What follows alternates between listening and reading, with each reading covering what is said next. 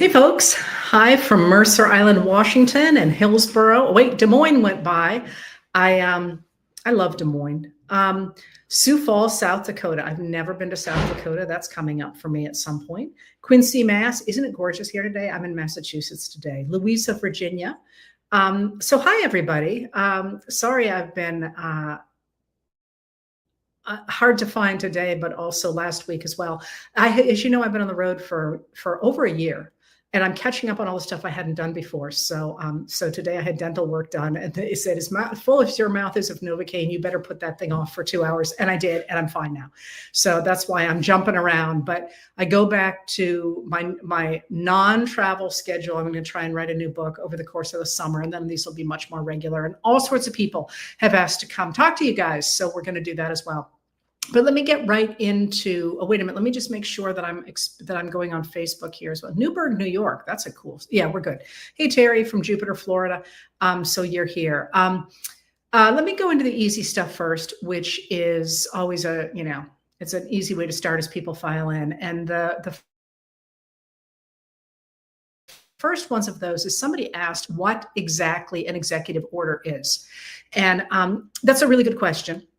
And we talk about them all the time. And sometimes the Trump administration acts as if they are laws. They are not laws. They are not some, royal fiat that the president hands down. All they are is this. So if you think about the fact we have laws in this country, and then we have people to carry out the laws, somebody's got to tell people how they want those laws carried out. So think about the executive orders as kind of like your boss saying to you, hey, listen, we need to, increase the number of envelopes we mail this week. I'm making this up. So I want you to do this, this, and this. And then a new boss comes in and says, that's stupid. We shouldn't be doing that. We should get away from envelopes altogether or whatever. All an executive order is that right there, the idea that the president tells the people in the executive branch how they should carry out a law, gives them instructions for how to do it. They are not new with Donald Trump. In fact, the first person to give out executive orders was George Washington, because he had the same problem that every other president was going to have. But curiously, they did not start to make a compilation of them until Lincoln. So Lincoln's executive orders, and they're numbered consecutively, have the beginning numbers, not George Washington's, because they don't start numbering them until then.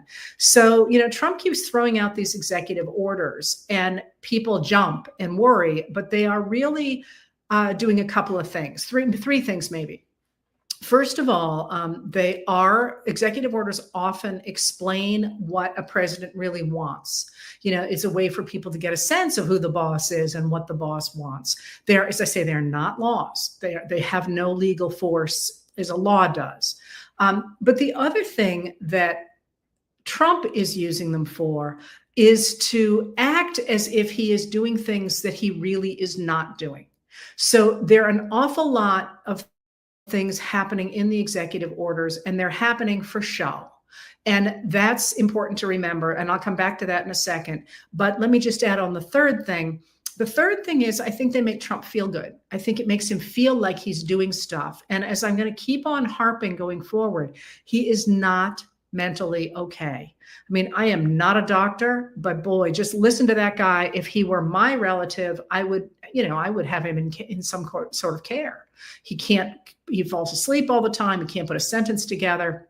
He needs to feel like he's doing something. And I think it was Timothy Snyder, the guy the scholar of authoritarianism from Yale, who had some wonderful line about Trump spending his time in office simply signing ever larger pieces of paper to make himself feel good.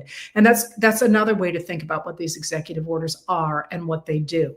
But the reason that I mentioned that second piece, that executive orders are performative, is that speaks a lot to where we are in this moment. So let me come back to that by explaining what I mean by that. So as you know, I like to take a really big, broad view of what's going on. And there are many, many, many things to be concerned about with where we are right now. Hold that thought. But the larger picture is that this administration is a train wreck. It's the lowest rating of any president since Harry Truman in 1945 after his first 100 days. They are losing case after case after case after case in the courts. They have sparked these already massive backlashes. They've had to back off on many of the things they're doing. We now know that the so-called Department of Government Efficiency has not saved Americans money. It has cost Americans money, and that was really a smokescreen for billionaire Elon Musk to be able to dig around in our data, which is highly illegal. So they're going to, that's something that's going to come out, is going to keep playing out. There are many, many reasons for people who are currently part of the administration or supporters of the administration to be extremely concerned, because not only do they have ideas that they want to push, in order to push those ideas, they have broken laws. And they need this administration to stay in power, because if the law catches up with them, a lot of them are going to be in real trouble. And that's, if we start applying the rule of law again. So in the scheme of things, their power is really receding, and it's really sort of hunkering down, and the actual numbers of people who support what is going on are quite low. There have been two major good polls with Trump's approval rating in the high 30s, and others have them in the very, very low 40s. They're hovering right around 40%. That is an abysmal place to be right now, not least because right now, the economic shenanigans that he has gone on with the tariff, somebody described them on here before I came live as red light, green light, which I love that as a description. If you remember that game as a child, you can move on the green light, but you have to stop in the red light. So red light, green light is kind of what I feel like we're playing. But right now, the stock market and the dropping bond market, which matters a lot because it says that people are no longer turning to the United States treasuries and bonds as a safe haven when the market starts to go haywire. They're taking them to Germany, and they're taking them to other countries. And that is what made him back off on that first set of extraordinary tariffs. But right now, that craziness and the uncertainty of this red light, green light tariff game is, which again, I think makes Trump feel very good because people are paying attention to him and he feels very powerful. But right now, we haven't actually seen what it looks like when those tariffs really bite. And that biting is going to start to take place probably within the next week, because it takes about 30 days for a shipment to come from China, and the tariff announcements on April 2nd should start to be biting soon. And if you're watching, and you can get an app, which is kind of cool. If you're watching, you can see that port traffic to the West Coast ports, to Los Angeles, to Seattle, to Portland, are the traffic to them is way down. And there's a lot of people studying this. You can just Google it. I find this fascinating because we tend to forget, I think in the modern world, in the post-World War II world, just how important ocean travel still is, and how important it is to control the straits that people have to go through, and how important it is to have the rule of law on the global ocean so that people can actually trade. And somehow, I think maybe because I'm speculating here, but until World War II, if you were going to travel and you were going to exchange things, it went over water.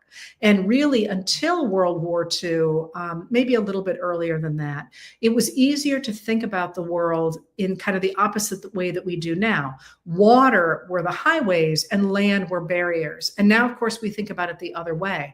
But that's not accurate. Water is still incredibly important. So I'm fascinated by ports. I'm fascinated by the way we manage our ports. And also, you may have seen that the administration, this Coast Guard, is getting rid of a lot of our navigational buoys along the East Coast, at least. I haven't seen the plans themselves.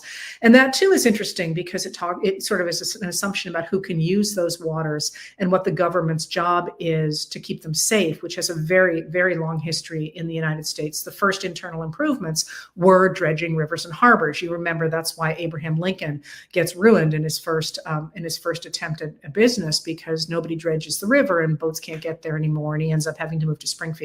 Anyway, that was a rabbit hole, but it's fascinating. I'm sorry, to me, maybe not to you. So the reason I went there is because the lack of traffic to those ports is a really big deal.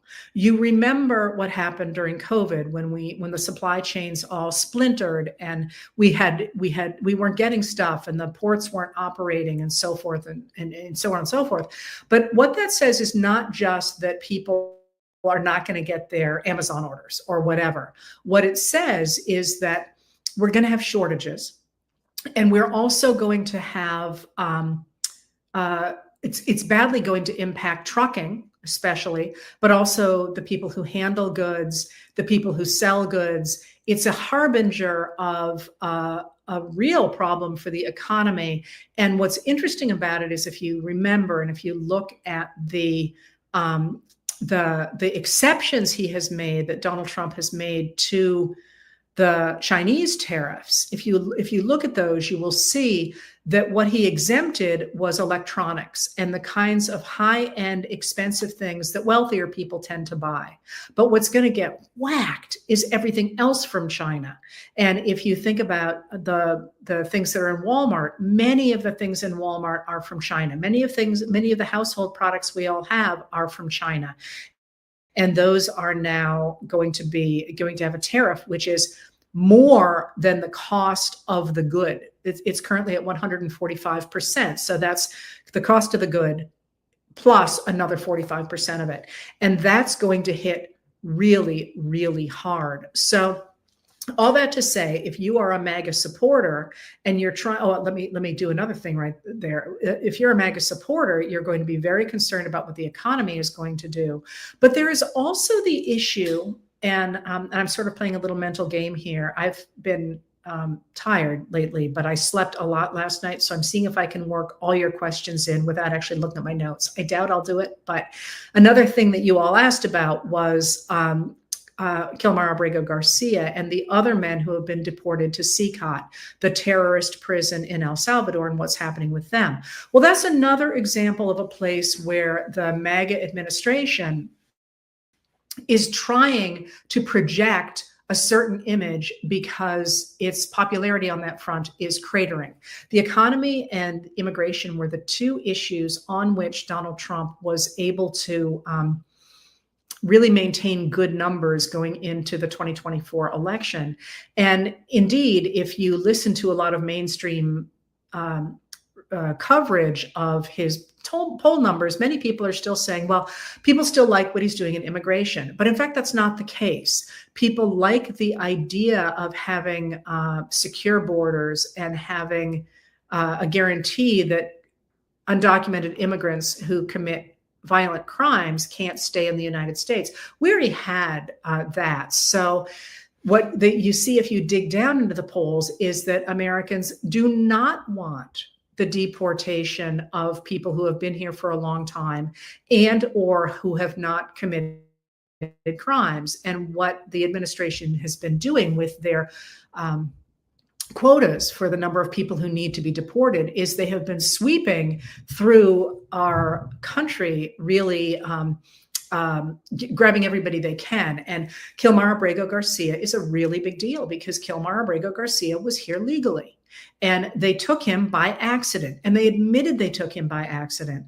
And at first, the administration, we now know, thought that they would just bring him back and leave the other people there. But then they thought they could use him as an example. And they're trying to paint him as this evil character. They've called him a human trafficker. They've called him, all these a gang member, and this incredibly badly photoshopped image of his hand, or what purported to be his hand, with just a ridiculous MS-13 over the knuckles, even though as well the people who study MS-13 say that they do not have a history of using tattoos for gang membership. But they're trying to turn him into this symbol, and Americans aren't buying it because Americans get that you do not want your country, your government, to be able to say, yeah, we've decided you're a criminal without due process, because then it's just their word against yours. And that's not going to go well. And one of the things that I have found really interesting in this moment is that a number of Republicans and MAGA supporters are quite unhappy about Abrego Garcia, which surprised me at first. until I realized that many of them are people who have skated somewhat close to the law and haven't had encounters with police officers, and understand that being able to show up in court and tell your story is extraordinarily important.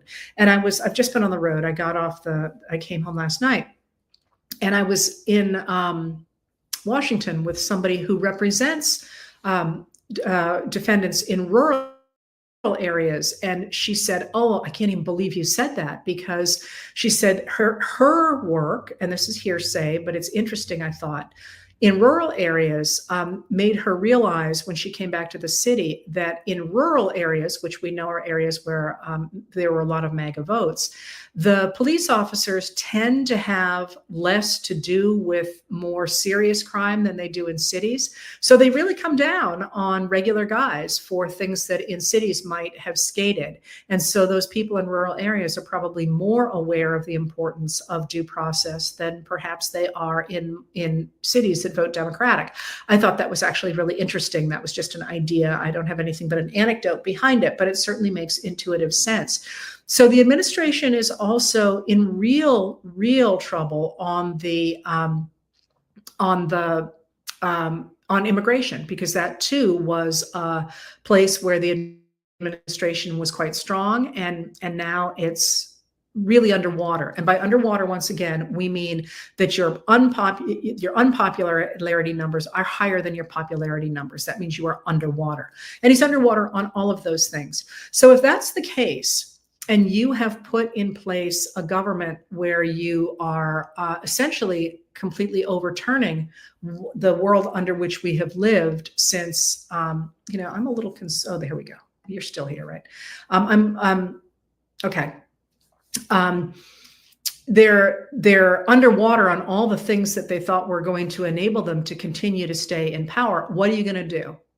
You could try and moderate, and certainly the administration has had to back off on a lot of stuff it's done.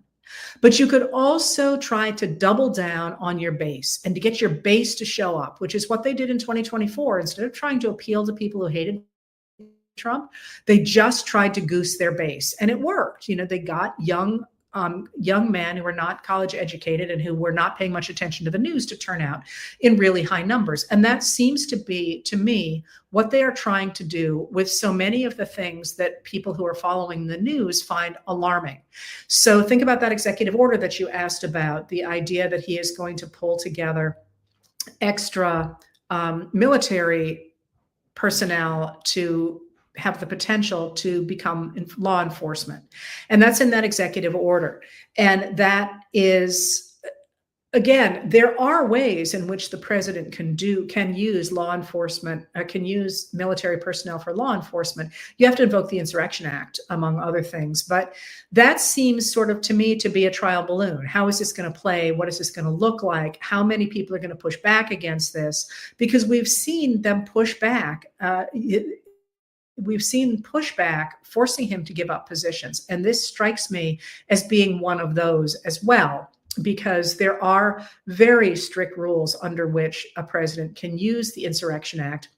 And he has talked about doing it before, but he's also got the problem of the fact that the military is not going to want to do that. And the military is not going to want to do that for a number of reasons. But as I keep saying, and hope that I can interview somebody on, the U.S. military has its own long, storied tradition. And, we hear about the bad things that happen with the military, but we don't always highlight what it means to have those traditions and what it means to have that very, very strict military code. And one of the things that does is it makes the military much more likely to hang on to the Constitution than it makes a political appointee, for example. And he knows that. I mean, in his first term, his Chief of Staff, James Mattis, General James Mattis, would simply say, no, you can't do that. You can't shoot people in the legs, or whatever it was he was proposing at the time. That hasn't gone away. I mean, he's certainly trying to dig down into the military, but people understand what's going on with the idea of enacting some of the things that he's asking for. And this is one of the reasons that it's so important to push back. And I'll talk more about that. So I think one of the things to be aware of when they float these ideas is that they are trial balloons. They're trying to see how people are going to react to them, and they may back off and they may not. Now, here's a little insider tip. There are certain magazines, certain media channels where they float trial balloons. And both Axios and Politico are two of the ones where that happens. So if you are curious about a new policy, it's kind of worth seeing if it appeared in Axios or Politico first. And you can do that by Googling the story, and a bunch of stories will come up and they will have timestamps on them. And that's how you can tell which ones are first out of the gate, because that's one of the places the administration floats ideas. And then if it goes over like a lead balloon, they say, oh, we didn't mean that, it wasn't going to happen, or they slowly back away from it. So there's a lot of performance going on here. And that should remind you that the administration is flailing and that it is determined to convince people that, in fact, it is extraordinarily strong. And again, I'm not trying to say that they're not able to do many things that people like me would rather they didn't do, just that there is a strong element of performance in Trump.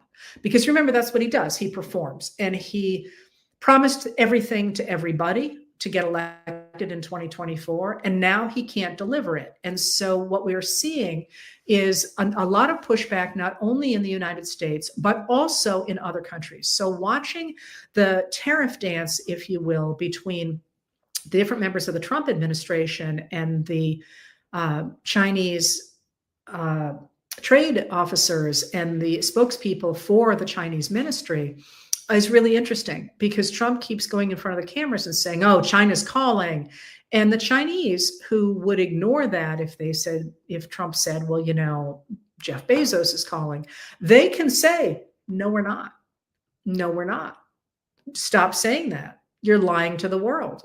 No, we're not. And so Trump is sitting there sort of trying to dance and say, well, 200 people have said yes to, you know, we have these 200 negotiations. And then when asked with whom, he says, well, I don't have to tell you that. And you're sort of seeing it unravel as he is trying to project this image of extraordinary strength. Remember the idea that the whole country was going to come begging to him for tariff adjustments.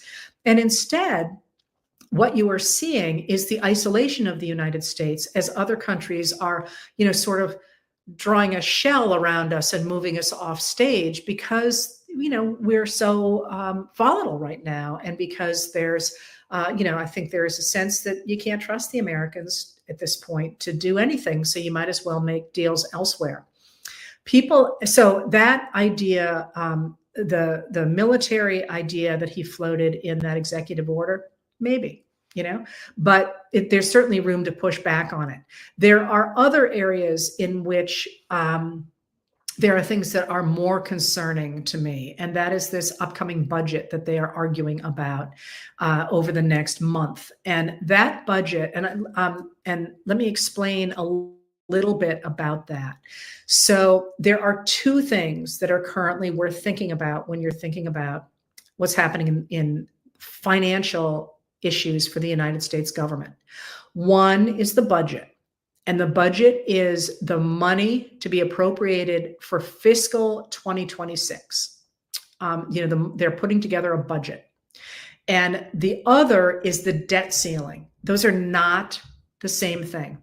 And let me just get the debt ceiling off the table, because it's easy. And it's worth remembering what it is, because then you can just forget about it. The debt ceiling is very easy, because all it is this. Until World War I, the U.S. Congress was the group that decided how the United States would raise money. Not if it would, although it did that too, but also how it would. So the government could say, geez, we need $20 million, and I'm making up that number. And Congress would say, okay, well, we can do 15 million with a loan that's 3 years at 5% and 5 million with, and it took a really long time to argue all that out, but it didn't matter because the government didn't raise much money for stuff except during the Civil War. And that, they did the best they could then. And the levies were pretty straightforward during the war. But then they didn't really raise much money again until World War I. And when they did that, World War I just made the country hemorrhage money. It was extremely expensive. And so what happened was Congress was doing nothing but trying to figure out how to raise money. Not if, they agreed to do that, but, should we do more postage stamps? Should we do bonds that do this? Should we do this? Should we do that? And finally, they just said to the Treasury, you figure it out. We will tell you we need $200 million. You figure out how to do it. And if you need more than that, if we need more than that, or if you can't do it at that, come back to us and we'll tell you you can raise 400 million. But we're just going to give you a set amount and then we're going to tell you how to do it. That exists to this day, and it has never really been a problem, was never really a problem until the 1980s. And it becomes the 1980s when we start making tax cuts more important than virtually everything else in the world in terms of our fiscal health. Because what happened was that in the past, Congress would appropriate money, and then if there wasn't enough money for it, they would raise taxes to pay for it. That's just how it was done. But once we started getting this idea that we had to madly cut taxes, the tax cuts never paid for themselves. And instead we had to borrow, and we kept hitting against that debt ceiling again and again and again and again. And we're about to be at that again. And just a reminder that the reason that our budget is in the red is because of the George W. Bush tax cuts and the Donald Trump 2017 tax cuts. And it didn't help that we had 2 unfunded wars. But the idea that we are not talking about raising taxes with everything else going on just makes my head explode. You know that I'm all about taxes and tariffs. And the idea that somehow we have to cut things like Medicaid instead of turning to 3 fabulously wealthy billionaires who are currently fighting to see who can build the best rocket ship just makes me crazy. But your mileage may vary. Anyway, so that's the debt ceiling, and you can put it aside for today. The budget is something altogether different. It's simply trying to figure out how to raise the money that not how to raise the money, what kinds of money we need to spend to keep the United States going for the next year. But here's the issue. The issue is that the extremist Republicans in the House want extraordinary cuts. So do a number of the less extreme Republicans who want to extend the Trump tax cuts, which are scheduled to expire on December 31st, 2025. They're supposed to go away. But if we extend them, they will cost more than $4 trillion with a T dollars over the next 10 years. And that's a lot of money that we don't have because we're not raising taxes, we're cutting taxes. So the problem is that at this point, in order to get the kinds of savings that the extremist Republicans want, they're going to have to cut things that people care about. And the problem is that the Republicans who would like to get reelected don't want to cut those things. And it is a circle that cannot be squared, or whichever way that goes, a square that can't be circled, because you cannot make the cuts they're talking about without cutting things that people care very deeply about. And a great example of that is Medicaid. So every time a Democrat says you're going to cut Medicaid, the Republicans start screaming, that's a lie. We're not going to do that. We've promised we're not going to do that. And what the Democrats say is, you're saying you're going to cut all of this money out of the committee I think it's the Committee on Energy, weirdly enough, but I could be wrong about that. And the only big ticket item it manages is Medicaid and food and nutrition supplements. So there is no way for you to make those cuts without cutting those things. Even if you say you're not going to, you can either not make the cuts and keep Medicaid and food systems, or you can keep to your cuts and cut those things. But it is not possible to do both. And so the reason that we're focusing on the budget right now is because House Speaker Mike Johnson, a Republican of Louisiana, is trying to get both the extremists who want even more cuts and the still extreme, but the Republicans who want to get reelected to the table to pass an agenda or to pass a budget. And there's really no sign of how he's going to be able to do that. I mean, he got them to agree to a budget resolution simply by basically saying, let's kick the can down the road. I promise I can make this happen. And this is again, another real problem for the administration, because, if we don't fund the government, we have a government shutdown, and everybody hates a government shutdown. So it's a little unclear about how they're going to manage that as well. So that worries me, because the cuts that they have proposed are extreme. They are extreme. They're things that I care very deeply about. I'm sure a lot of you do. And this is going to be another time for people to push back on that. So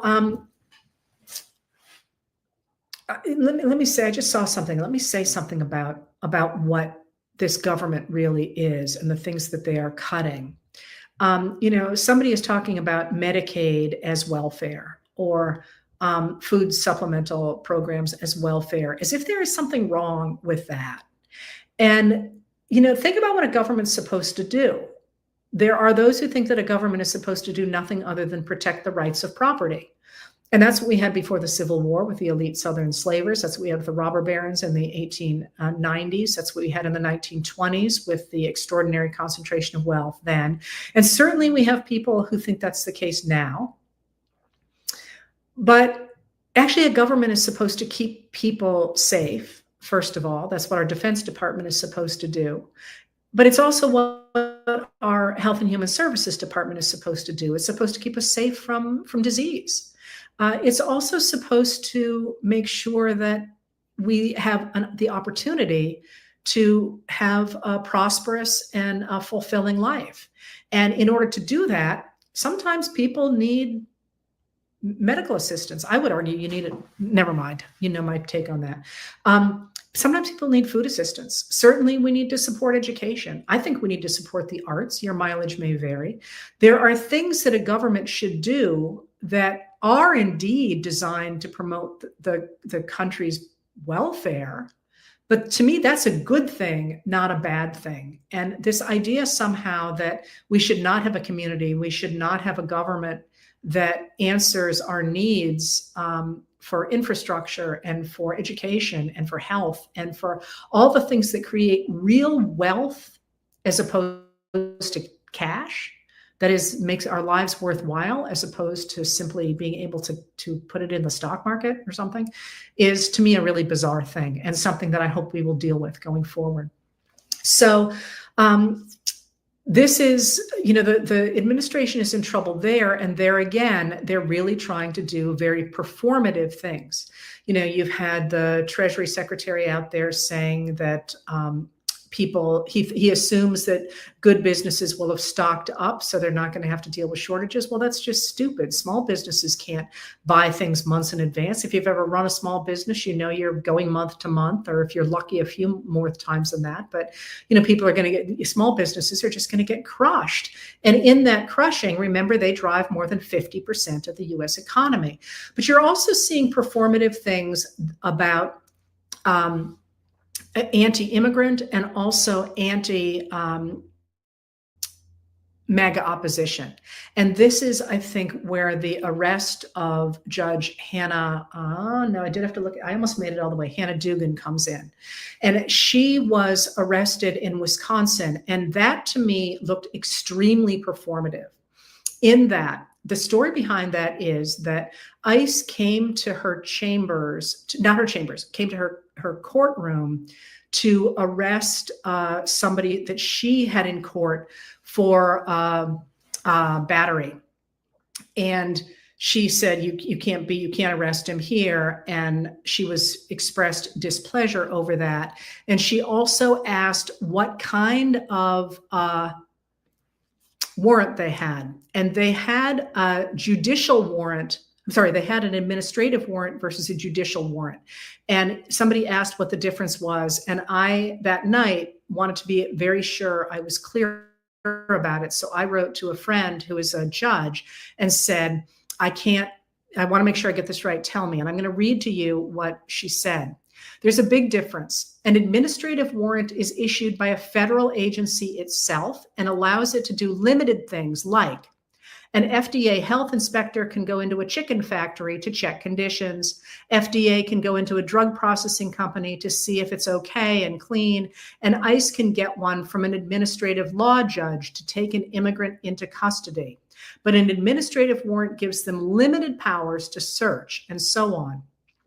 A judicial warrant has to be obtained not from an immigration lawyer, but from, not from an immigration judge, but from an Article 3 judge. That's a judge under the Constitution, Article 3, and based on a showing of probable cause. And that gives them much broader powers like search and seizure. So typically, somebody inspecting a chicken factory would go into the facility with the administrative warrant, and if they see chicken droppings everywhere, they would go to an Article 3 judge, tell them what they saw in an affidavit, which demonstrates probable cause, and obtain a judicial warrant, which would allow them to go back and search the facility. In the case of ICE, it means other authorities other than ICE officers could arrest an immigrant and hold them for ICE. So they came with the wrong warrant and, with a lesser warrant. And she said, bring me a judicial warrant and we'll start to talk.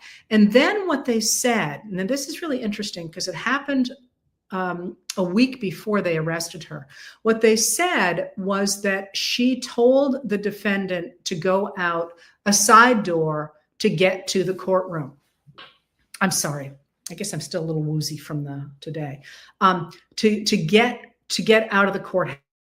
So instead of going out the front door to the public hallway, they would go out the side door through a non-public hallway to get to the public hallway and get out of the building, which is what they did. And the administration is screaming bloody murder about that. But guess who got that privilege the entire time he was in court? And that would be Donald Trump. Donald Trump also went out through that side door. And then, of course, the defendant in that case, not Trump's case, the other case, walked past the ICE agents, and then was in an elevator with one of the ICE agents. And then they didn't start to get him to decide to go after him until he was outside and running.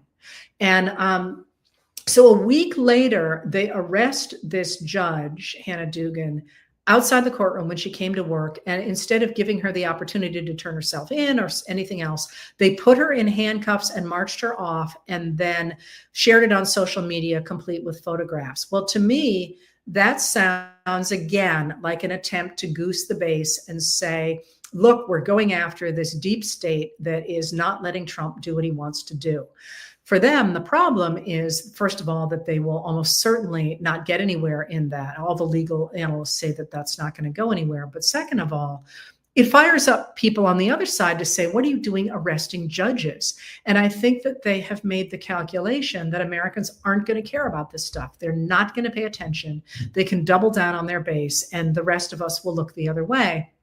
But that's not, I think, what's happening. And that's problematic. And,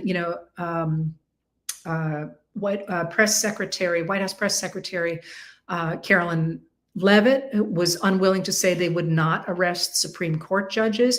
That plays well to the base, but it does not play well to, the vast majority of Americans we know think that this is way beyond the way that the administration should be acting. So they're having this problem of trying to keep the base on board, and they cannot back down. Trump will not back down. You cannot have somebody aspiring to be a strongman who backs down by definition.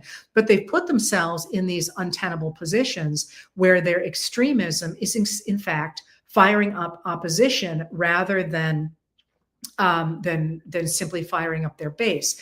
And, it's not going to help that this morning we got the news that ICE raided the home of a woman and 3 minor girl children in Oklahoma.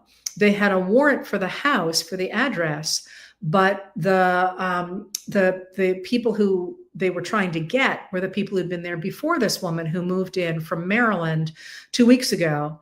And ICE came in, and she's a U.S. citizen, and they took her electronics. I think they took her phone. They took all her money. They made her and her daughter stand outside in their underwear while they trashed the house.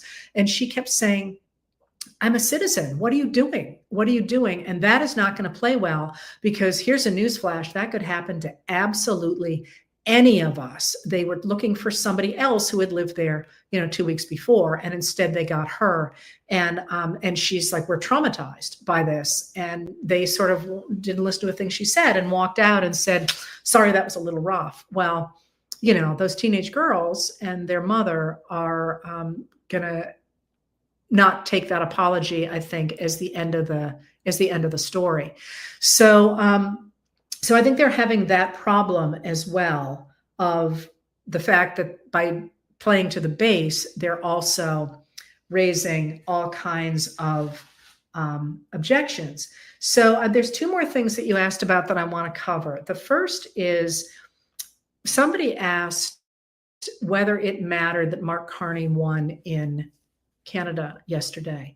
And the answer to that, I think, is yes. And I think it matters a lot, because one of the things that we're seeing in this moment, in this 100th day, or today, I guess it's the 100th day of Trump's administration, is that we have lost the world that we had on January 19th, 2025, and it's never coming back. And one of the pieces of that was an extraordinary international standing.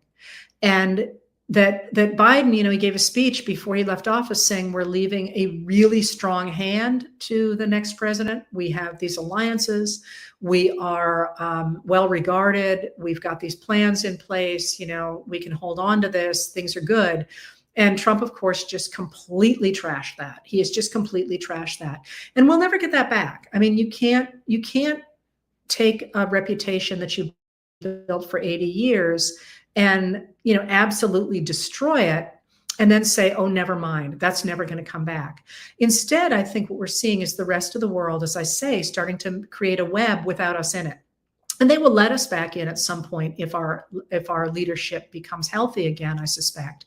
But we will never have the position that we had just 101 days ago. That's gone.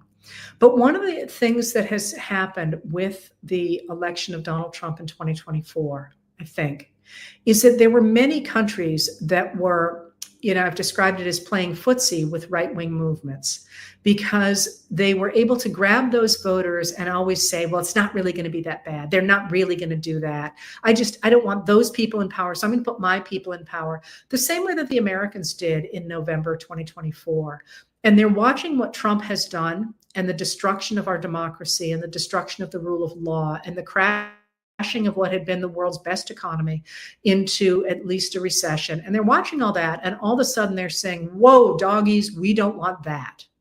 So the fact that Canada has taken one look at what their southern neighbors have done and said, we don't want that. We're not going to have any part of that, and instead turned away from the rising right wing in Canada and pushed way back in the other direction, is a really good sign. But they are not, of course, the only ones to do that. Germany did that, and other countries will be doing it as well going forward, I suspect, because we are the poster child for what happens when you enable a strongman. We are watching the great American democracy shatter. And that is, in some ways, perhaps a vaccination for other countries. And I think that really matters a lot. And it matters a lot that, these countries are essentially isolating us, through their trade agreements and so on, because they recognize that it doesn't really matter if you make trade agreements with Trump. He's going to tear them up, which is exactly what he did with Mexico and Canada when he came into office. He's the one who negotiated the previous trade agreements, and he just threw them out. So that's I think, a very good thing.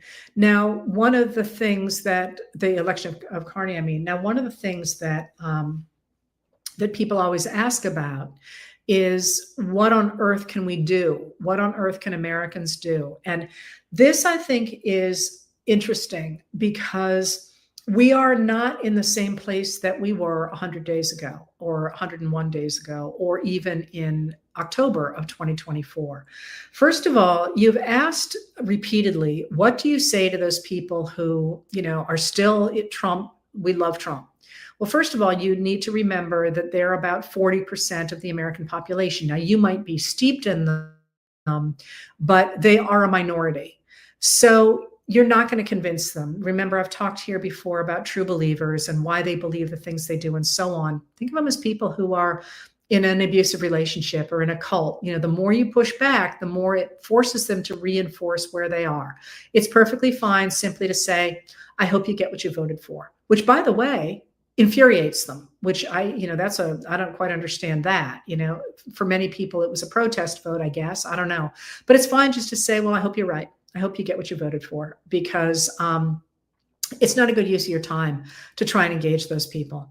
The people you want to engage are the other 60% now, but it will go higher, to at least 70% of people who keep saying, I'm not political, or I don't know what's going on. Those are the people who are going to make a really big difference going forward.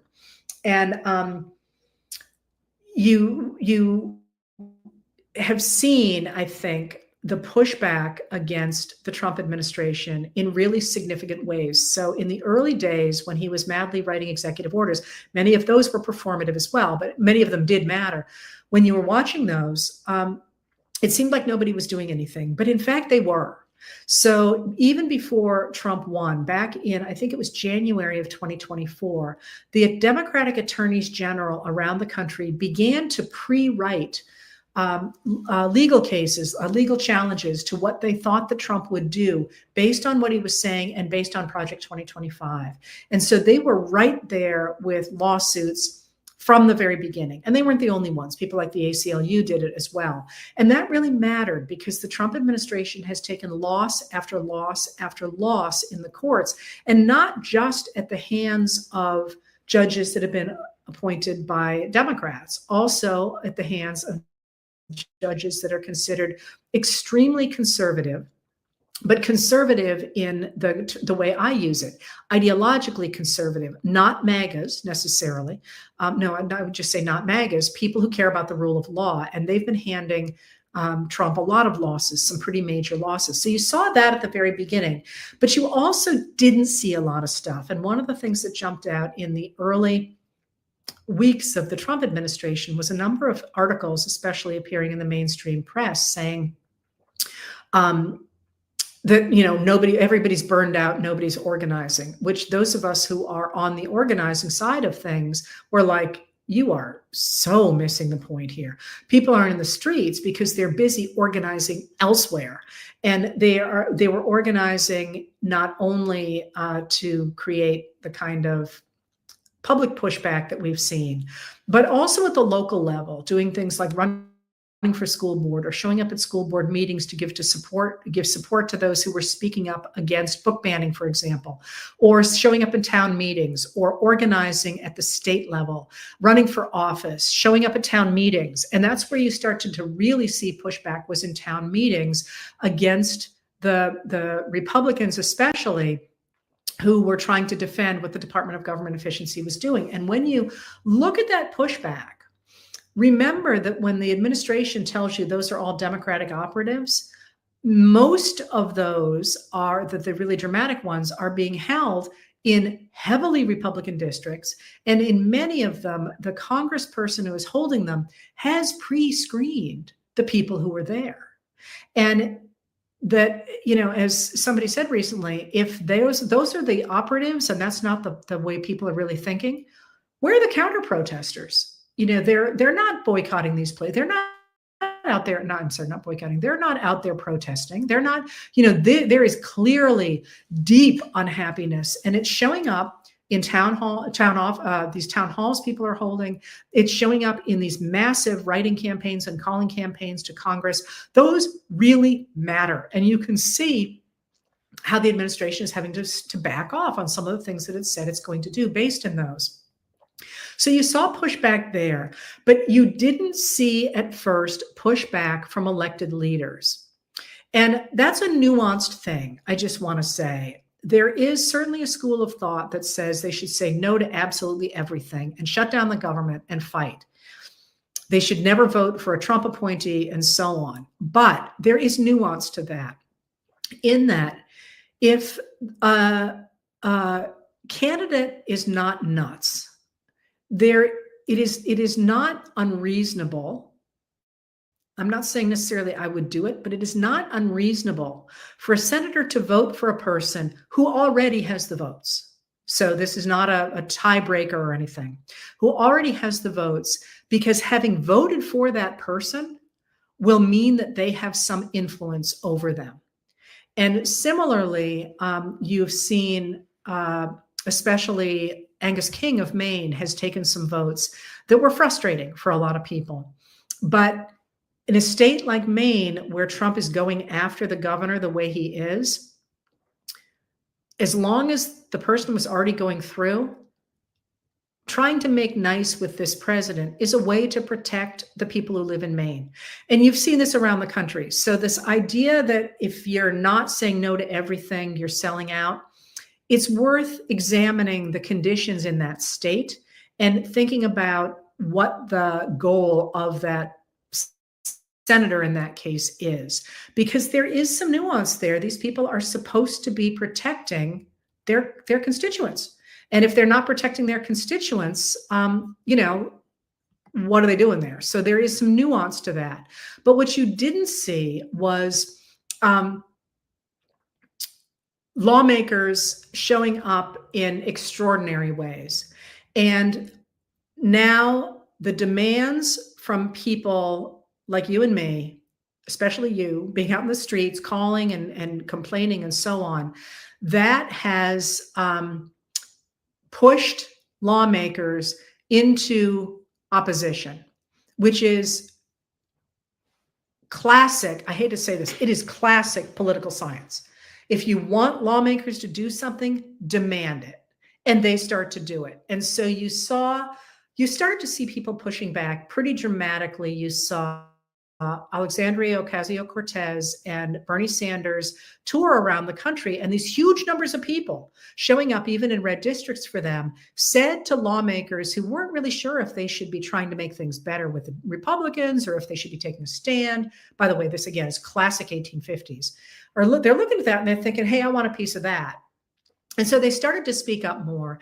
And you saw the people who leveraged social media well always getting more and more play. And by people like, I mean people like Jasmine Crockett, for example. And just so you know, another thing that you see is you have to remember there's some mechanics of politics. So one of the things that I keep seeing on social media is fury at the Democratic leadership that they're not putting Alexandria Ocasio-Cortez into the leadership of a committee. The last thing that I want is her to be leading a committee, which will put her behind closed doors and nobody will see her. We want her out in the, doing these rallies. So she's out in front of a lot of people. And that's worth thinking about. Sometimes you're like, why do you have that old dude up there? The answer is because nobody wants to look at him and he knows how the rules work.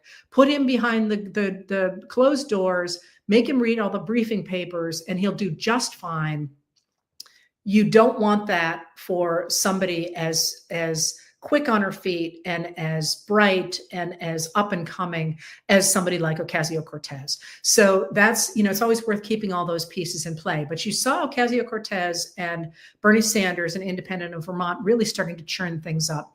And you saw people like Jasmine Crockett they had always been very active on social media, but getting a lot more play in the party and on getting more interviews and so on. And then you saw Cory Booker's 25-hour speech.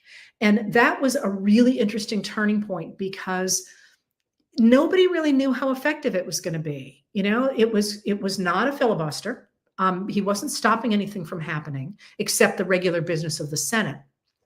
But it was worth a try, he thought. He wanted to do something different. And he was incredibly powerful about why he felt that was important, that it was time to take a stand because of his relationship and the things that he had been taught by John Lewis. Really powerful moments in the speech, which, by the way, has been excerpted. So you could hear the most powerful moments. They're available on YouTube.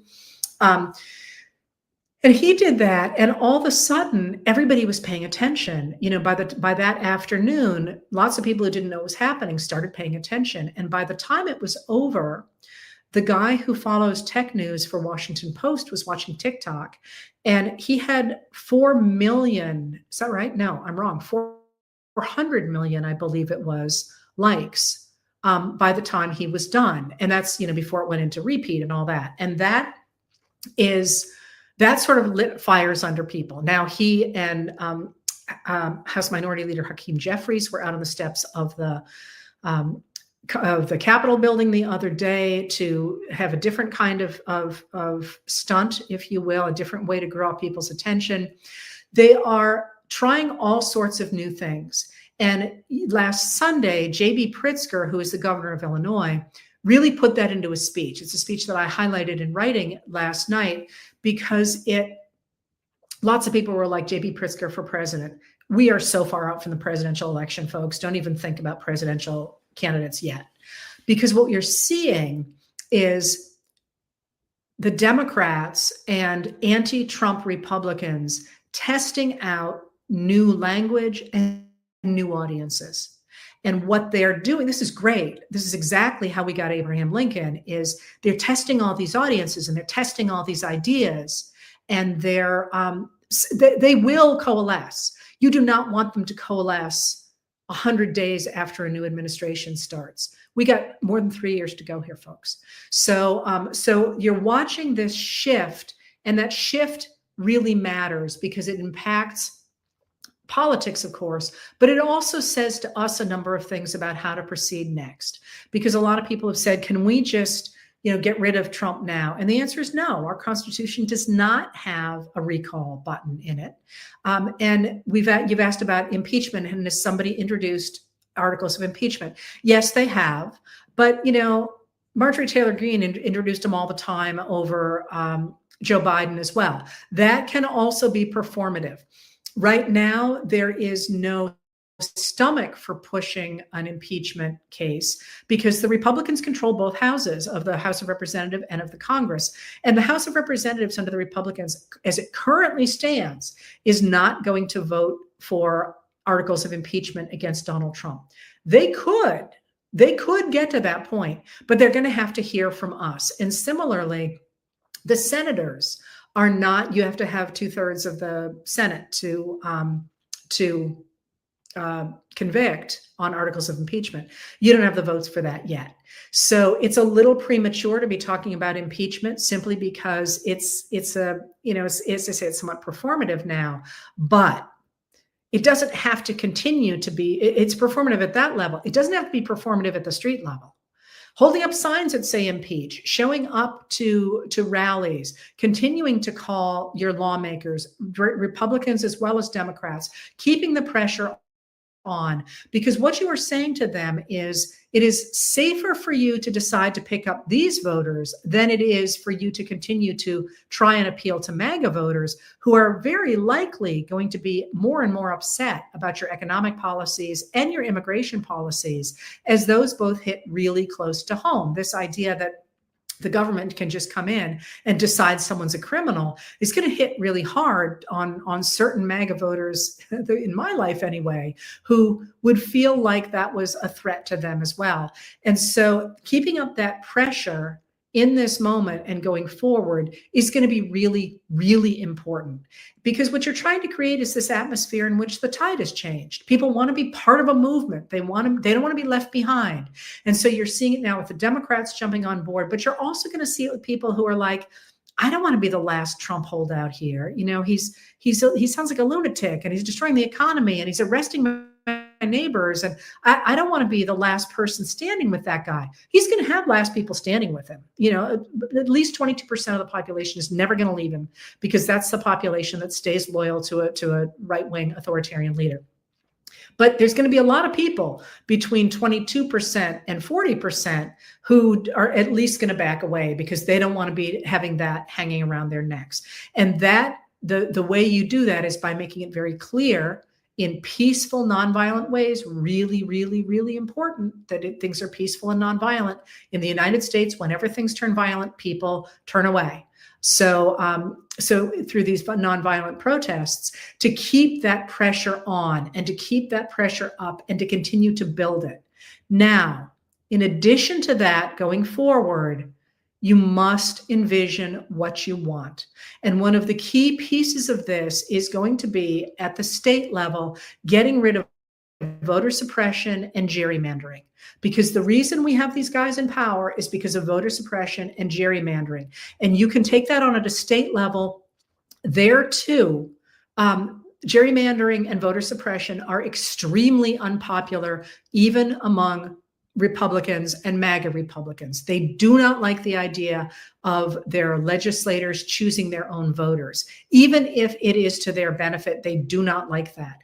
So keeping up pressure on the things you care about, especially on that one for 2026 and for 2028, but also the other stuff you care about. You know, if you care about the navigational buoys, by God, speak up about it. And if you care about USAID, and if you care about immigration, and if you care about food safety, you know, it's a biggie. If you care about these things, make your voices heard, because something's got to give here. You know, something's got to give. And the MAGA administration is thinking it's going to be the majority of Americans are going to say, okay, you can have it your way. The people who want to preserve Medicare and preserve Social Security and expand our investment in infrastructure and, you know, make sure there is food security and invest in science and in health and so on, we are the vast majority. And if we refuse to back down, they're the ones who are going to have to back down. So try and envision what you want out of this country, because we are reinventing it. We have no choice. We have no choice but to move forward. And we might as well use that time not only to try and repair the damage that the Trump administration is causing, but also to use it to reinvent what we think America should be. We're not all going to get what we want, but we certainly can get the things that the vast majority of us want if we put our muscle behind it. And I think we're building those muscles. Protesting and envisioning a future take work. They take the new habits, and they take new muscles, but we are building them. So here at the 100 Days, I'm going to be writing tonight not really about Trump. Everybody else is talking about Trump. I'm going to be talking about us and what we have done in the last 100 days and what we need to do going forward, because we are in perhaps the most crucial period of American history. And it's up to us to make sure at the end of it, we have not only preserved American democracy, but we have made this country so much better than it has been for the last 40 years. All right. Thank you for being here. And I will, again, do these more frequently and shorter and do more of them as my time on the road stops. So thanks for being here. Hey, folks, Baton Rouge, Wakefield, Washington, D.C., nice town. Sugar Land, it's always nice to see you here, Melissa. Reno, Nevada, famous town. Rhode Island, New York City. I'm still waiting for my Facebook people to show up to make sure that it's operating over there. And there, Jessica is there. And I'm not seeing Danny. There she is. Oh, good. I'm glad. And Bangor is here. Charleston. All right. Now, and Lita's here. Okay, now I can really start for real. So I'm going to start. I'm trying out a number of new things over the next month, and this is one of them, of course, to do shorter of these politics chats and more of them. And right now I'm home for a week, then I'll be leaving again. So it'll be messed up next week as well, but we will settle in the week after that to some kind of a normal schedule. So if you like this, let me know. And if you don't, that's fine too.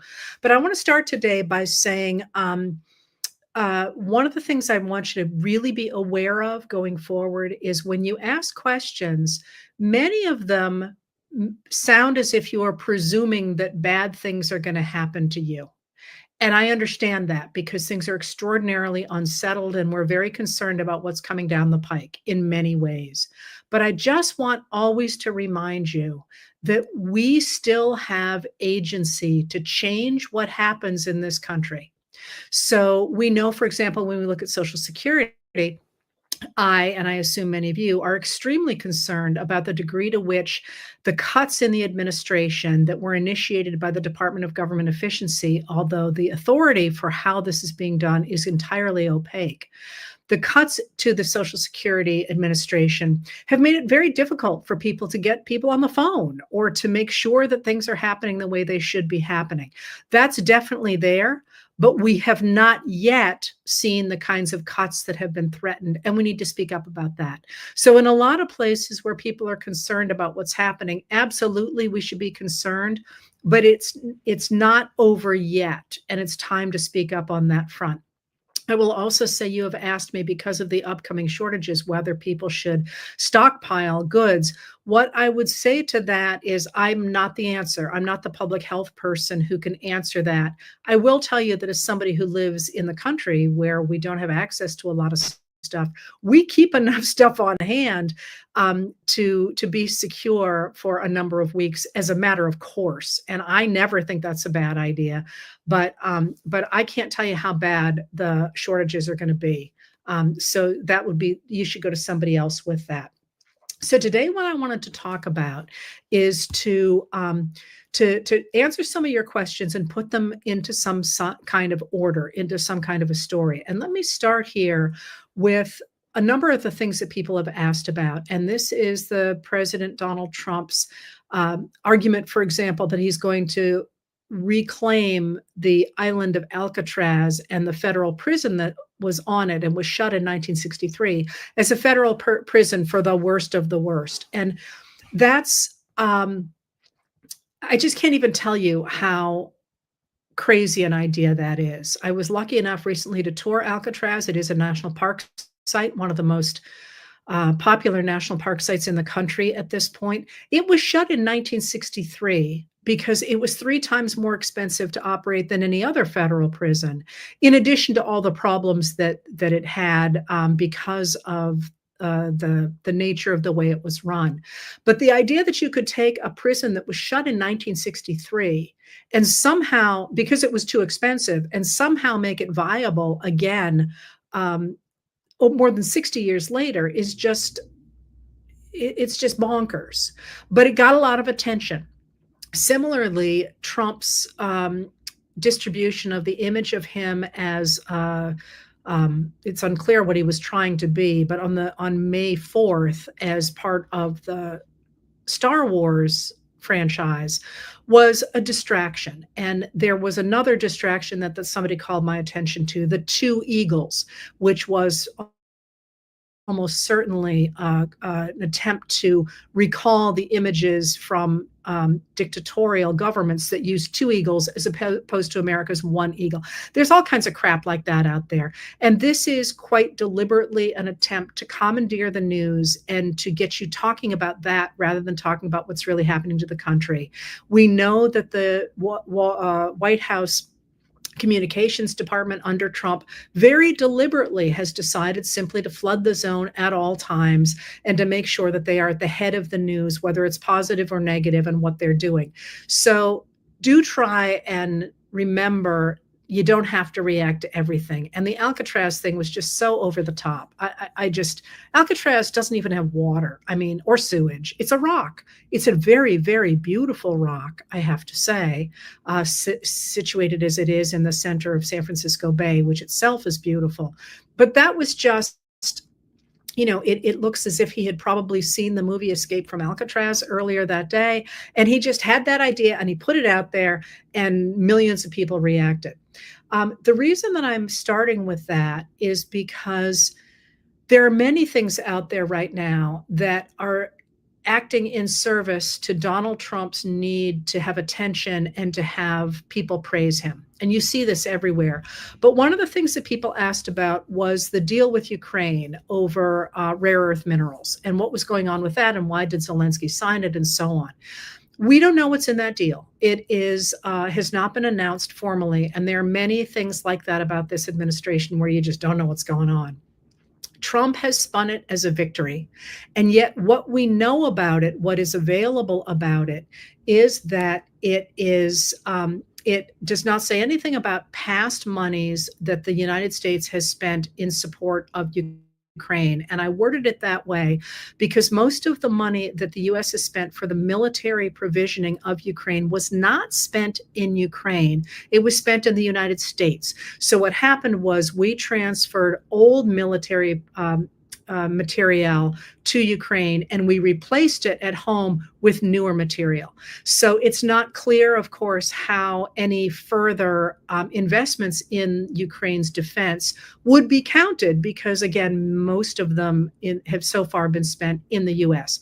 So what it says is none of the things that the US has spent in the past in defense of Ukraine, which Trump is badly overestimating, will be counted going forward. And what this deal did was it set up a fund for the eventual development of the rare earth mineral resources in Ukraine. So this is very much prospective, but what it says is that apparently is that the US future investments in the defense of Ukraine will be counted toward investment in that fund. But it also says that Ukraine owns all the resources, both on the land, under the land, and in the water and under the water. And that actually really matters if you know, again, I'm not a lawyer, but if you know the history in the US of mining rights, there's been a huge fight over who owns what's under the ground, whether the people who own what's on top of the ground own what's under the ground. And those are actually, at least in the United States, often treated as two very different things. That's a whole fascinating body of law. But Ukraine continues to own all of it. It also gets to decide when it develops those resources. So one of the ways to look at that deal is as an attempt for Volodymyr Zelensky, the president of Ukraine, who is no dummy, let me tell you. If you look at the way he has managed to keep his country together and to rally support, you know the man's incredibly intelligent. For him to have signed that, what he did, at least at some level, was to give Donald Trump a victory at the same time that Putin has been routinely denying him those victories. So it was almost a diplomatic thing coming from Zelensky. At least that's what it looks like to me. But that is that need for Trump to feel like he's winning all the time and to feel like he's the center of attention is actually really important for where we are in the country right now, because there are a lot of things that the administration is saying that are not actually happening. Let's start with the savings that the Department of Government Efficiency, which, by the way, is not a legitimate agency. It was never created by Congress. And that actually is going to really matter, because as Elon Musk pulls back and starts to pay more attention to Tesla again, he's said to Congress, you've got to put all my cuts into law. And Congress is like, who, us? No, we don't want any part of that, because these things are so incredibly unpopular. So anyway, the idea was that the Department of Government Efficiency was going to save $2 trillion, right? That number kept coming down and kept coming down and kept coming down until finally Musk ended up with 150 billion, still a huge sum of money, but nowhere near what he was talking about. But then it gets more opaque than that, because his claims of savings, in fact, many of them were duplicates. They've been wrong. They've been vague. We don't really know what that was. At the same time, the Department of Government Efficiency has cost the government $135 billion. So now the savings is down to 15 billion, but if in fact his numbers are right, but that doesn't include the lawsuits that are all over the place over whether the Department of Government Efficiency can have made the decisions it did without legal authority. And the answer to that is, well, I'm not a lawyer, I'm a historian. I will tell you it's not a legitimate agency. That's going to be hashed out in the courts. So this idea that somehow this administration is combating waste, fraud, and abuse is wrong. I mean, that's an idea. That's this idea that's out there that he's doing this. In fact, it's really important to watch what's really happening. And as I just said, that Elon Musk, who was the obvious person in charge of the Department of Government Efficiency, but the administration said was not, that's been challenged in court. What he was doing is he was collecting our data. So, he talks about pulling back from the Department of Government Efficiency. There are still all of his people in the agencies in the US government. And what they really seem to be interested in is gathering Americans' data and in trying to get contracts for Elon Musk. And that's still going to be ongoing going forward. So, why am I highlighting that? I'm highlighting that because while we are looking at these bright, shiny objects, there is very clearly in this administration an attempt to change the nature of the American government and also to privilege the very wealthy and corporations in a way even far beyond what we saw between 1981 and 2021, which I talk about a lot as a period when the United States transferred more than 50 trillion with a T dollars from the bottom 90% of Americans to the top 1%. They're going at that even more strongly in this administration than happened in that period from 2021 to from 1981 to 2021. So what does that mean? Well, one of the things that is that Trump has said is a huge priority for him is cutting taxes. And let me explain what that means. So if you think back to the Clinton administration, the Bill Clinton administration, Clinton, thanks in part to some adjustments made by his predecessor, Republican President George H.W. Bush, actually had a budget that operated in the black. They made money. They had a budget surplus. George W. Bush comes into office and he doesn't want that surplus, and his people don't want that surplus because they know that if they have a surplus, that people are going to want to expand the federal government. And the U.S. government is actually significantly smaller, and the amount of money that goes into it is significantly smaller than any other comparable country with a developed economy. They don't want that. They want to get rid of business regulations and they want to get rid of taxes. So George W. Bush, even before he comes into office, decides he wants to have a major, major tax cut. Now, you remember Reagan cut taxes. He also raised a bunch of taxes, but we get these major tax cuts under George W. Bush, and we also get the wars in Iraq and Afghanistan without raising taxes. Normally, when the U.S. goes to war, it raises taxes to pay for them. We did not do that. So between those tax cuts and then in 2017, the tax cuts under Donald Trump from 2017, we got this extraordinary deficit. And while they're trying to blame that on the expenses of the economy, the current economy, where you really see unchecked growth is in the contractors under the U.S. government who are working primarily in the U.S. military. I hate that I spend so much time in these statistics. It suddenly occurs to me. I guess maybe it's good that I do it so you don't have to. But so the Trump tax cuts went overwhelmingly to the very wealthy and to corporations. They are due to expire on December 31st, 2025. Trump adamantly wants to extend those into perpetuity. But the problem is that doing so will cost the US government more than $4 trillion over the next 10 years. So what they're trying to say is we're either going to change the way we talk about them to say it actually won't increase that amount for these new taxes, because we're just going to say they're not new taxes, they're old taxes, because we're just going to extend ones that are already there. And anybody who does accounting for the government is just rolling their eyes at that. That's actually not how you score legislation. But they're trying to say they're making all sorts of cuts so that they can turn around and say, see, we can afford more tax cuts. Because what has always happened in the United States until 1981 was that when the government was operating in the red, unless in extraordinary times of a depression, for example, or of a war like World War I, World War II, or the Civil War, what they would do is they would raise taxes. It's just a no-brainer, because it would force people to talk. Raising taxes would force people to talk about whether or not they wanted that kind of spending. And by divorcing our actual spending from taxes and instead relying on borrowing, what you are seeing is this idea that we can just keep running up these deficits to enable further tax cuts. But in fact, you are not seeing those kind of savings from the cuts that the Department of Government Efficiency is making.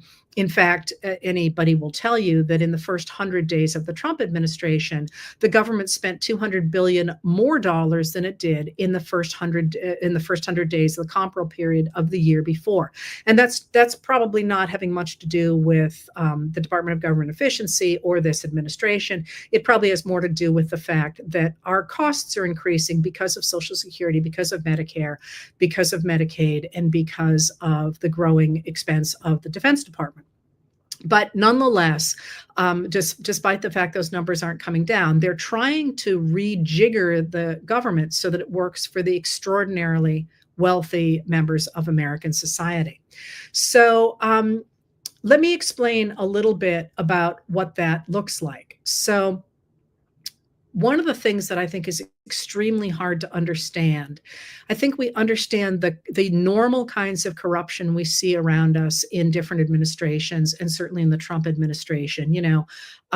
Trump is actually literally selling access to himself for $5 million a pop. If you want to come in a group of 20, it's only $1 million a person, which is just mind-boggling. But I think what people have a hard time grasping is cryptocurrency and what cryptocurrency is and how it fits in all this. Now, I am not an expert in cryptocurrency, so I'm going to give you the overview of what cryptocurrency looks like without delving into all the many different permutations of it. The place to start, weirdly, is with the idea of what money is. Actually, all money is an agreement among people that they consider something of value. And a state, that is a government, has said, okay, we're going to agree that's a unit of value, and we're going to put our weight behind that unit of value. And that's a bit of a simplified version of what currency is. But I want to get away from the idea that something that doesn't exist couldn't be currency, because it could be if we agreed for it to be. And that's somewhat important to remember when you think about cryptocurrency. All right. Except currencies are established by states. They're overseen by, and I don't mean the US states.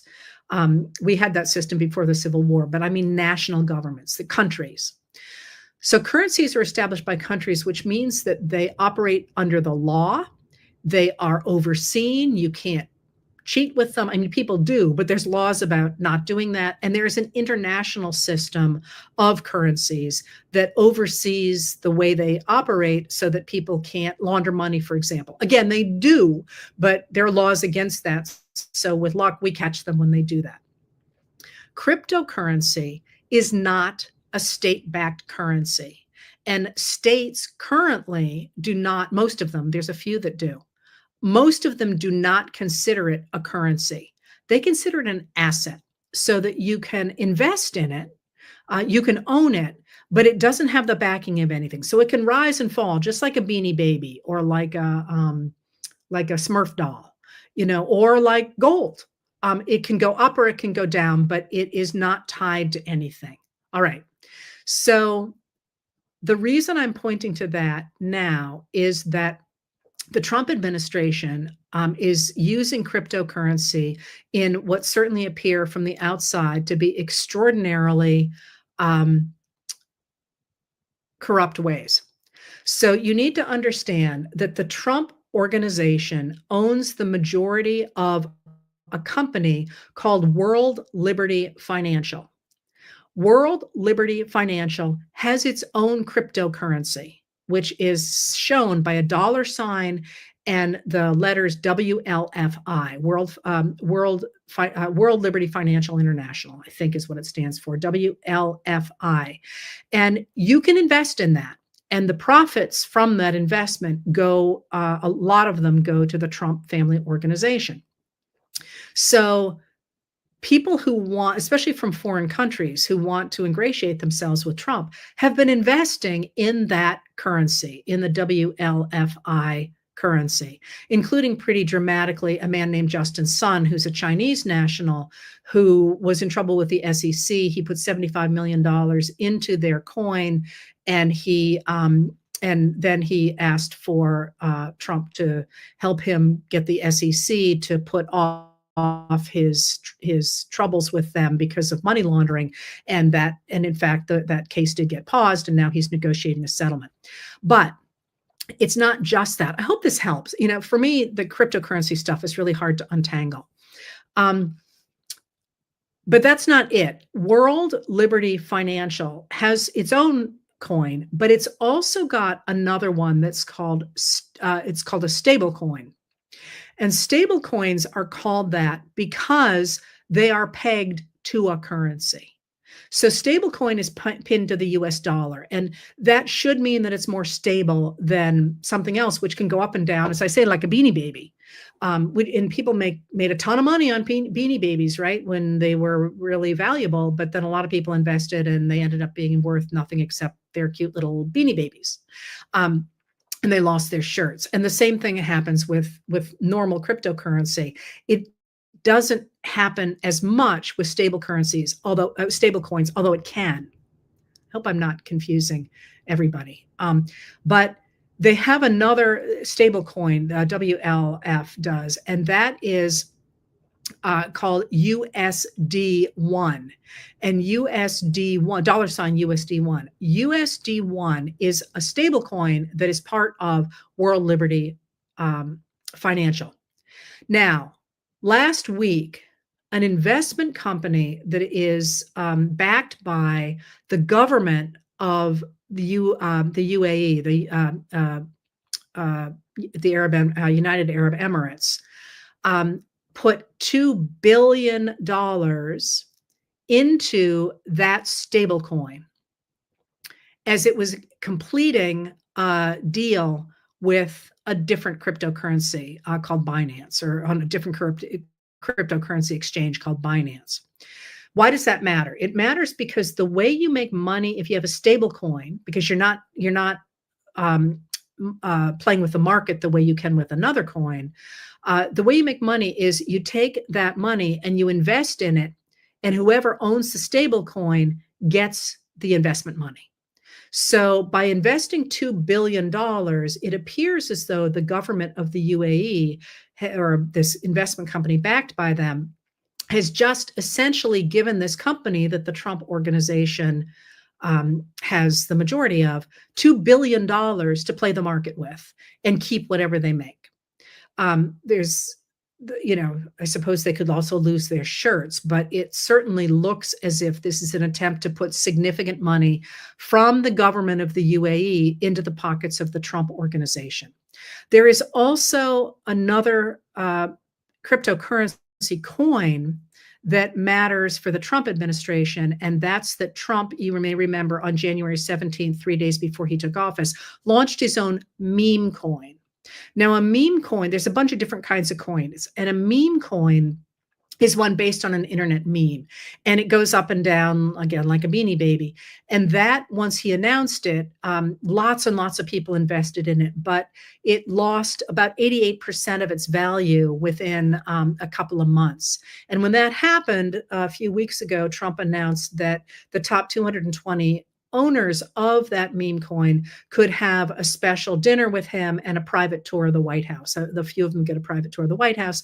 And that promptly created so much trading that it created about $900,000 worth of profits to the traders.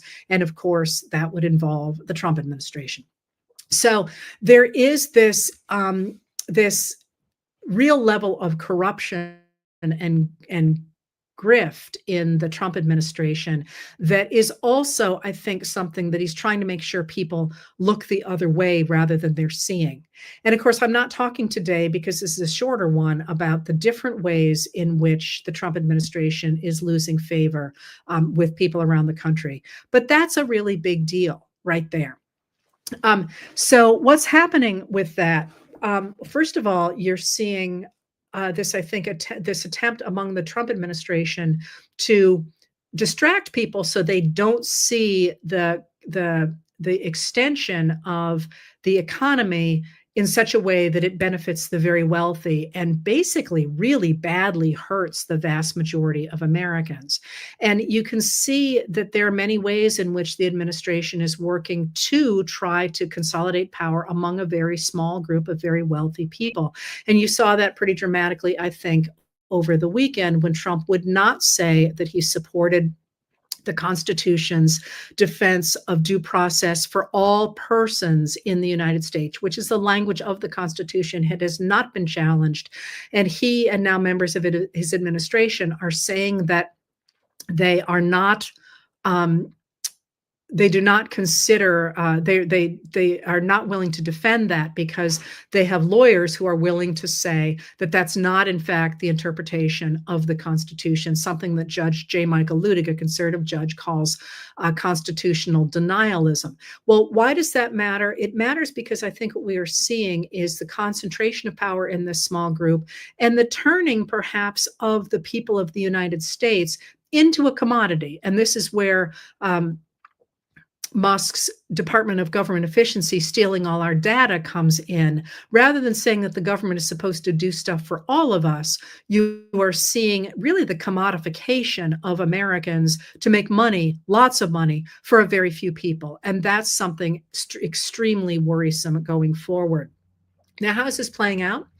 Trump's popularity is plummeting, and it's plummeting all across the board. There is not only evidence that he is losing the Republican areas that voted for him in 2024. But there's a new study out today saying that he has also lost the support of people who are uninformed about politics. If you follow the election of 2024, you know that it was those people who showed up to vote and who voted him in. The people who said they were not interested in politics, but they happened to like him, now have turned against him more than twice as strongly as the people who voted for him and were engaged in politics. That's a huge falling off, and it's a really big problem for him. So I think that you're going to see that, and you can also see that increasing frustration with him over the shortages that we are already seeing for next Christmas, over toys and over Christmas supplies, which people are talking about. Certainly people who import toys or who are in the toy store business are talking about. But you're also seeing it over concern about drugs. Many of our drugs come from China, of course, and today Trump began to talk about tariffs against pharmaceuticals coming from Canada. I think that would be astonishing if he does that, because Americans are going to feel that pinch a lot and really quickly. And you can see how Republicans are starting to run away from Trump in the fact that Governor of Georgia, Brian Kemp, has announced he will not run for Senate this year to challenge John Ossoff's seat next year, which comes up in 2026. And in the fact that Tom Tillis, senator from North Carolina, has said that he is not going to support Trump's most recent appointee because he is too extreme. You can see there is a real sinking of this administration because of its loss of support, but also I think because Americans are starting to wake up to the idea that the administration is all about concentrating wealth and power among a very small group of people. All right, so that was an attempt to pull all of your questions together, and I want to leave you where I started, with the idea that all of these things are still very much in flux. Right now, as I say, the cuts that the Department of Government Efficiency is trying to make have not been successful in court. They also haven't saved any money. The administration's efforts to render migrants to prison in El Salvador are now being challenged in court. The courts are stepping up. People are stepping up at the local level to run for office. Governors are stepping up, and the American people are stepping up. And that's where you and I come in, to continue to put pressure on lawmakers across the spectrum to run for office, to call your legislators every day, and to show up in person if you can, both to rallies and to meetings at the local, the state, and the national level, but also to articulate what you want out of this country, because you're starting to see the voices of anti-Trump Republicans, but also Democrats starting to speak up much more forcefully about what an American government should look like. And when they do that, they are quite literally echoing us. This is established political understanding of the way things work, but it's also visible around you, that as people say, hey, free Kilmar Abrego Garcia, you see a senator going down to try and do that. Senator Van Hollen, Abrego Garcia is his constituent. As people are saying, stop cutting Social Security or threatening to cut Social Security, you see that coming out up again and again in Congress. So the more that we speak up and talk about what we want, the more likely we are to turn this ship of state away from the extremist platform that the MAGA Republicans are trying to put in place and back to not just where we were before January 20th of 2025, but also back to where we could be if we stop concentrating wealth and power among a very small group of people. All right, so I'm going to let you go with that and hope that you like this time and this change. But if not, let me know, because I'm going to be really flexible after my last trip coming up in the next couple of weeks, and we'll make this work. I've also got a ton of great interviews lined up. And of course, Joanne and I will be continuing our talks here in the evening. I think we're going to do our first on this platform again at a regular time tomorrow, and we'll make it work. So thank you for being here and speak up, because this is the moment. Thanks.